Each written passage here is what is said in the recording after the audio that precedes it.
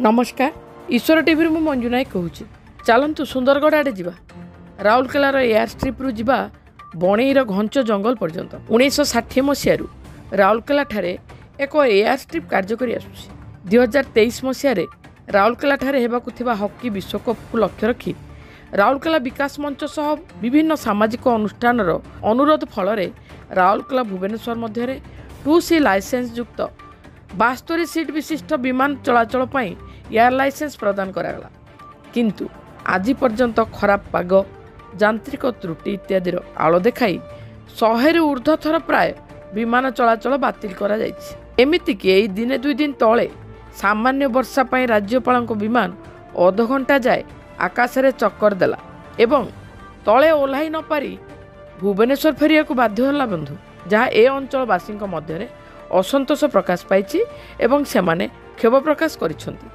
राउरकेला विमान बंदर को एयरपोर्ट अथॉरिटी को हस्तांतर हेले ए अंचलर स्वास्थ्य शिक्षा गमनागमन आर्थिक उन्नति संभव हो पारंता बोली राउरकेला विकास मंचर आवाहक डॉक्टर सुमन दत्त और अन्य माने प्रकाश करिसेंती।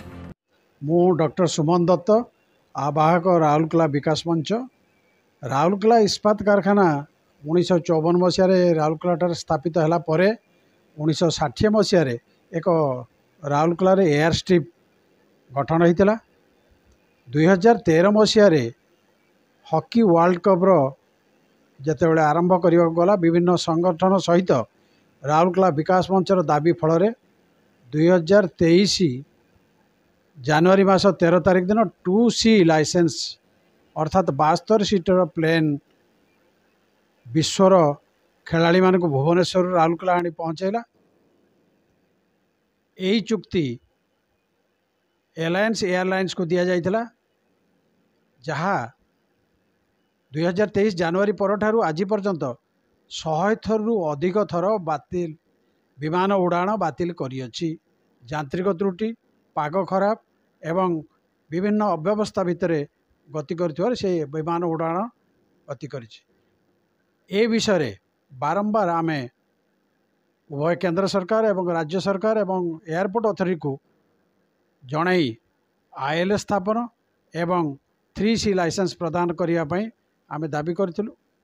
दुर्भाग्यर कथा गतकाली ओडिशा राज्यपाल महोदय जे कि माननीय केंद्र मंत्री जुएल ओराम को घर को जाइए राउरकेला विमान बंदर में अवतरण करिवार थिला किंतु पाग खराब पाई से अवतरण करिपारले नाही जहाँ आम राज्य पाई एवं एयरपोर्ट अथॉरिटी पाई एक परितापर विषय। ए अंचलवासी माने पश्चिम ओडिशा को जानिशुणी अवहेला करा जाउछि बोली अनेक समय अभियोग होई आछि।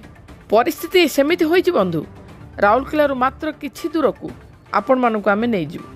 एयरपोर्ट कथा छाड़ंतु वर्ष वर्ष धरी खंडे पोलो होई पारुनी एठी लोक माने गछ काटी निजे चलवाकू रास्ता करने को पड़ुछि। अवस्था निज आखिरे देखंतु। एई जंगल भितर रेल लाइन जाइछि सत किंतु विपद बहुल होई उठिछि रास्ता घाट जंगली जंतुकर एठी जुलम चलीछि।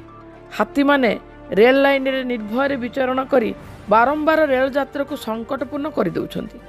निकटरे छुआ हाथीटीए रेल दुर्घटना रे प्राण हराइछि। तापरे एमिति होला जे माँ हाथीटी सहित अन्य हाथी माने मध्य ट्रेन लाइन उपरे पल पल होई मेली कले। यह एक संवेदनशील घटना होइथिले मध्य एभली घटना को वन विभाग को संभाळिबा को कष्टकर होई पड़िछि। सेमानक पाखरे सेमिति अत्याधुनिक व्यवस्था नहीं कि लोकबल भी नहीं बोली कह जाउछि। देखो आज्ञा ये तो राउरकेला सचेतन नागरिक राउरकेला पब्लिक मैंने लास्ट वर्षे लानी फाइट कर कि राउरकेला एयरपोर्टा ओनरशिप राउरकेला स्टील प्लांट रू एयरपोर्ट अथॉरिटी दिया जाओ।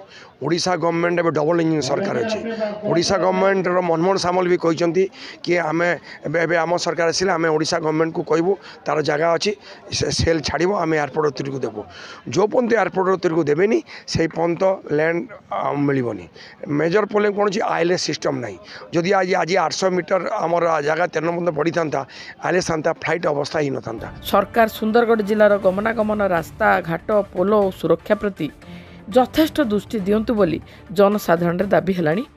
एबेकार डबल इंजिन सरकार आकाश स्थलपथ और रेलपथ पर ସୁବନ୍ଦୋବସ୍ତ କରନ୍ତୁ ତା ନହେଲେ ଲୋକଙ୍କ ବିଶ୍ୱାସ ତୁଟିବାକୁ ବେଶୀ ଦିନ ଲାଗିବନି। ବ୍ୟୁରୋ ରିପୋର୍ଟ ଈଶ୍ୱର ଟିଭି।